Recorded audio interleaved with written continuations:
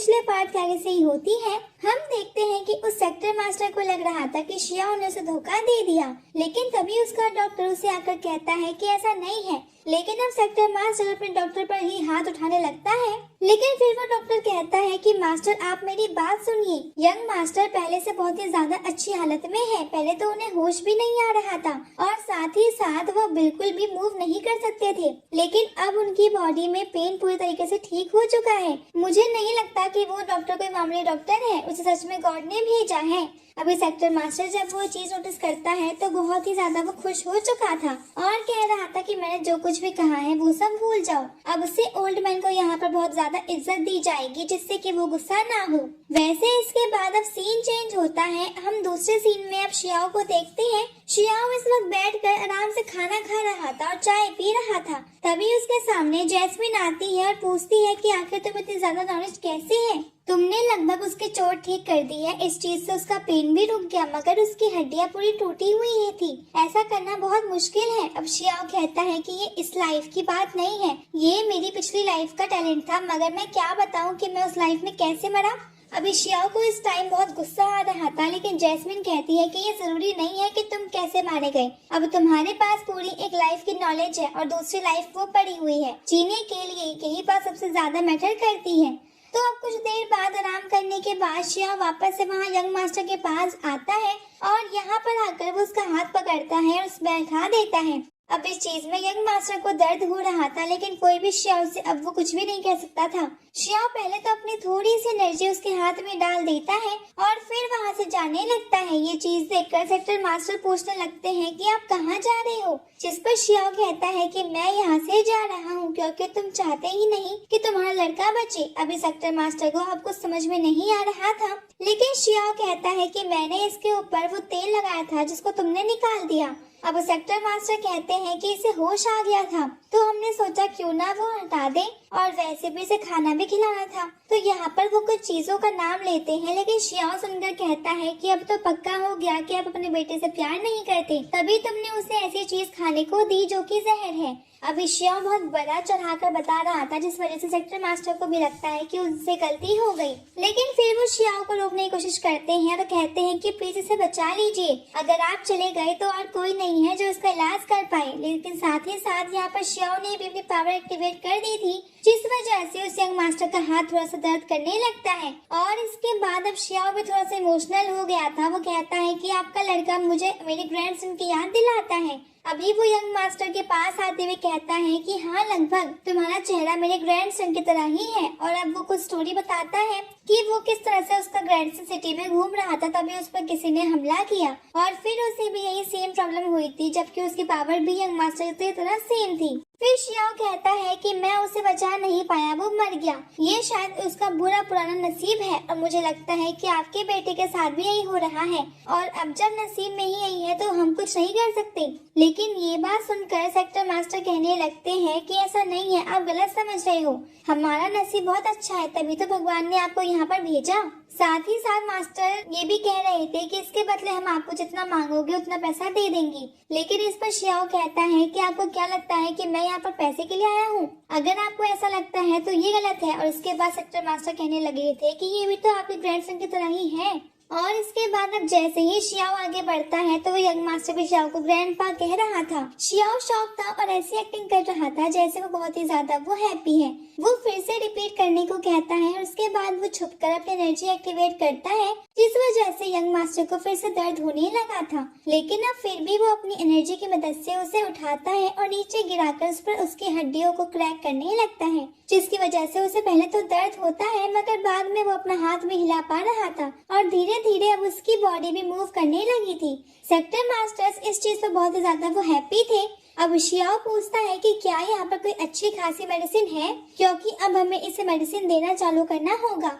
इसके बाद ही वो जो डॉक्टर था वो तुरंत ही उसे वहाँ पर उनके मेडिसिन हॉल में ले जाता है, जहाँ पर सभी मेडिसिन रखी जाती है। वैसे मेडिसिन हॉल के साथ साथ वो उनका वो ट्रेजर हॉल भी है। अब सेक्टर मास्टर उसे रोकते नहीं क्योंकि वो बहुत ही ज्यादा हैप्पी थे। अब इसके बाद हम यहाँ पर शियाओ के साथ अब उस मेडिसिन वाले एरिया में आते हैं, जहाँ पर हम देखते हैं कि बहुत ही सारी मेडिसिन रखी हुई थी। वहाँ इतनी मेडिसिन मेडिसिन थी कि इनके लिए अलग अलग सेल्फ बनाए गए थे। शियाओ यहाँ पर बिना ड्रॉज खोले ही दूर से बताते जा रहा था कि इस ड्रॉज में ये मेडिसिन है, इसे निकाल लो। अब वो डॉक्टर भी बहुत ही ज्यादा शॉक था, वो दवाई निकालते जा रहा था। अब कुछ दूर आने के बाद शियाओ को दवाइयाँ सारी मिल चुकी थी, लेकिन फिर वो वहाँ एक तलवार को देखता है। डॉक्टर उसे बताता है कि ये एम्बर है। ये तलवार उनके लिए एक होली ट्रेजर से कम नहीं है। साथ ही शियाओ वहाँ पर अब कुछ गन्स और बम को भी देखता है, लेकिन उसे वो समझ में नहीं आता है कि आखिर वो क्या है। लेकिन फिर वो डॉक्टर उसे समझाता है कि जब उनके बारे में जानकर शियाओ ने यूज करने के लिए एक्साइटेड था। अब इसके बाद वो लोग वहाँ से बाहर आ जाते हैं। वैसे अब 3 दिन बीत चुके थे और यंग मास्टर की हालत पहले से बहुत ज्यादा अच्छी थी। अब वो धीरे धीरे चलना भी शुरू करने लगा था। वैसे यहाँ पर वो शियाओ के पास आकर पूछता है कि वो इतनी जल्दी कैसे रिकवर हो सकता है। तो इस चीज पर शियाओ कहता है कि देखो, इसका सिर्फ एक ही तरीका है, लेकिन वो बहुत ही ज्यादा मुश्किल होने वाला है क्योंकि इससे बहुत ही ज्यादा पैसे लग सकते हैं। ये बात सुनकर सेक्टर मास्टर पूछते हैं कि कैसा तरीका। इस पर शियाओ बताता है कि तुम्हें ड्रैगन पिल लेकर आनी होगी। ये सुनकर डॉक्टर शॉक था और कह रहा था कि वो पिल यहाँ कहीं नहीं मिल सकती। इस पूरे कॉन्टिनेंट में ड्रैगन पिल कहीं नहीं है। लेकिन फिर शियाओ कहता है कि एक जगह है। तो अब वो उस पवेलियन का नाम बताता है जहाँ पर उसने अपनी ड्रैगन पिल रखी थी। अब सेक्टर मास्टर पूछता है कि आपको ये कैसे पता, लेकिन इस पर शियाओ कहता है कि इससे तुम्हें क्या लेना देना।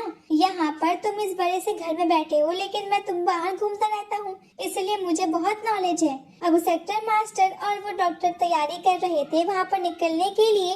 तभी सीन चेंज होता है और अगले सीन में हम देखते हैं कि लान और युआन को, जो कि इस वक्त अपने भेजे हुए लोगों का इंतजार कर रहे थे, जब वो सभी लोग वहाँ पर आते हैं तो वो बताते हैं कि उन्होंने पूरी सिटी को खोज लिया, लेकिन शियाओ उन्हें कहीं पर भी नहीं मिला क्योंकि शियाओ को गायब हुए 3 दिन हो चुके थे, इसलिए उन्हें बहुत चिंता हो रही थी, खासकर लान को। वैसे हम फिर से सेक्टर मास्टर के पास आ जाते हैं। हम देखते हैं कि वो इस टाइम ड्रैगन पिल को लेने के लिए निकल रहे थे। अब जब वो निकलने लगते हैं तो तभी शियाओ कहता है कि क्या आपको पास कोई और गार्ड है जो कि मुझे वहाँ मेडिसिन हॉल में लेकर जा सके, क्योंकि मुझे यंग मास्टर को मेडिसिन टाइप पर देनी होगी। ये बात सुनकर पहले तो सेक्टर मास्टर थोड़ा सोचते हैं और फिर वो चाबी देने लगते हैं, लेकिन शियाओ कहता है कि नहीं नहीं, मैं इसे नहीं रख सकता।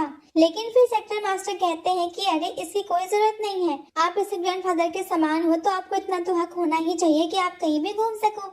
अब शियाओ चाबी ले लेता है। फिर उन लोगों के जाते ही शियाओ तुरंत ही पहले मेडिसिन हॉल में जाता है और वहाँ से सारी मेडिसिन खाली कर देता है। साथ ही साथ वो जो बाकी ट्रेजर टाइप की चीजें थी वो भी उसने रख ली थी। और अब जब वो बाहर आता है तो यहाँ पर वो यंग मास्टर को उठाते हुए कहता है कि अब तुम्हें कैसा फील हो रहा है, जिस पर यंग मास्टर कहता है कि हाँ, मुझे पहले से बहुत अच्छा लग रहा है। वैसे फिर शियाओ कहने लगता है कि तुम्हें पता है कि यहाँ पर मैं क्यों आया और कौन हूँ। अब यंग मास्टर को अब कुछ समझ में नहीं आया था, लेकिन फिर शियाओ अपना रूप बदलकर बताता है कि वो तो शियाओ है। और इसके बाद अब वो वहाँ से निकलने लगा था। दूसरी साइड हम देखते हैं कि सेक्टर मास्टर और वो डॉक्टर उस पवेलियन के अंदर पहुंच चुके थे। वहाँ पर वो उस आदमी से ड्रैगन पिल को मांगते हैं। वो आदमी पहले तो मना कर रहा था क्योंकि शियाओ अब उसे खुद उससे रख कर गया है, लेकिन फिर सेक्टर मास्टर एक गार्ड दिखाते हैं जो कि शियाओ के पास था। इस चीज पर पवेलियन का वो आदमी समझ जाता है कि शायद शियाओ ने इन्हें भेजा है, इसीलिए वो तुरंत ही वो बॉक्स उन्हें दे देता है। अगले सीन में जब ये यहाँ पहुँचते हैं सेक्टर के अंदर तो बहुत शॉक हो जाते हैं क्योंकि शियाओ वहाँ नहीं था और अब हड़बड़ी में उनके हाथ से वो ड्रैगन पिल भी गिर गई थी और टूट गई थी। लेकिन जब सेक्टर मास्टर उसे उठाकर देखते हैं तो उन्हें पता चलता है कि ये तो नकली है।